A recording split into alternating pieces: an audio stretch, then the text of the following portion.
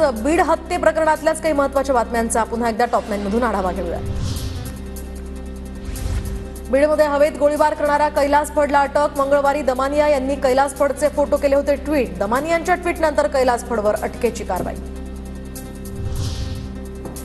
महाराष्ट्रातल्या सगळ्या शस्त्र परवान्यांची ताबडतोब चौकशी लावा, जिथे गरज नाही असे सगळे शस्त्र परवाने रद्द करा। अंजली दमानियांकडून मुख्यमंत्र्यांना आवाहन। 6 ते 11 तारखेदरम्यानचे सगळे सीडीआर तपासा। सीडीआर तपासल्यानंतर सर्व आरोपी समोर येतील, आमदार संदीप क्षीरसागर यांचा दावा। तर प्रकरणाचा सर्व तपास होईपर्यंत धनंजय मुंडे यांनी राजीनामा द्यावा अशी मागणी।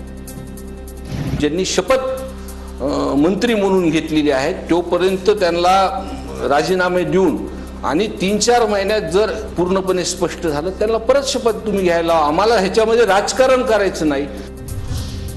आमचं कुटुंब फक्त न्याय मागतंय। शनिवारचा मोर्चा न्यायाची मागणी करण्यासाठी असणार। संतोष देशमुखांचे भाऊ धनंजय देशमुख यांची प्रतिक्रिया। मला बोलायचं कळत नाही आता सध्या।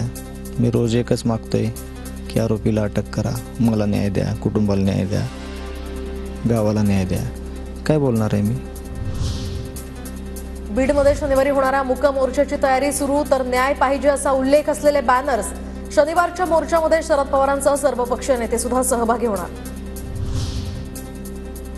बीडमध्ये वाढत्या गुन्हेगारीचा प्रश्न सध्या ऐरणीवर। चक्क पोलीस चौकीसमोरच तरुणावर चाकू आणि कोयत्यानं प्राणघातक हल्ला। हल्ल्यामध्ये गंभीर जखमी झालेल्या तरुणाची प्रकृती चिंताजनक। बीडच्या मस्साजोगमधील 3ही गुन्हे सीआयडीकडे वर्ग। तर हत्या प्रकरण, खंडणी आणि सुरक्षा रक्षकाला मारहाण प्रकरण आता सीआयडीकडे सोपवलं। बीडचे अप्पर अधीक्षक सचिन पाणकर यांची माहिती। सरपंच संतोष देशमुख यांच्या हत्या प्रकरणामध्ये पोलीस अधिकाऱ्यांबाबत गावकऱ्यांची नाराजी। दोन्ही अधिकाऱ्यांनी संतोष देशमुख यांच्या कुटुंबाकडे पाठ फिरवल्यामुळे गावकऱ्यांचा रोष, तर आरोपी अजूनही मोकाट असल्यानं संताप व्यक्त।